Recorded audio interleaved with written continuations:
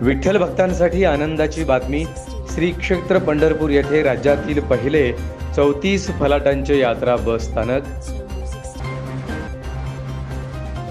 4 पिढ्यांचा सहभाग आणि विठ्ठलाच्या महापूजेचा मुख्यमंत्री एकनाथ शिंदेंना मिळाला तिसऱ्यांदा मान।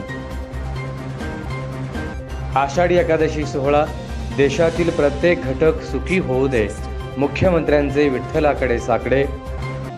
तुका म्हणे काही न मागे आणिक, तुझे पायी सर्व सुख आहे, मुख्यमंत्र्यांच्या हस्ते पार पडली शासकीय महापूजा। आषाढी वारी 2024, मुख्यमंत्री एकनाथ शिंदे वारीत दंग, धरला वारकऱ्यांसह फुगडीचा फेर। नाशिक जिल्ह्यातील दाम्पत्याला मुख्यमंत्र्यांसह विठ्ठलाची शासकीय महापूजा करण्याचा मिळाला मान। दर्शन रांगेत पाणी, चहा, खिचडीची सोय, रांगेतील भाविकांसाठी अभंग ऐकण्याची देखील केली सोय।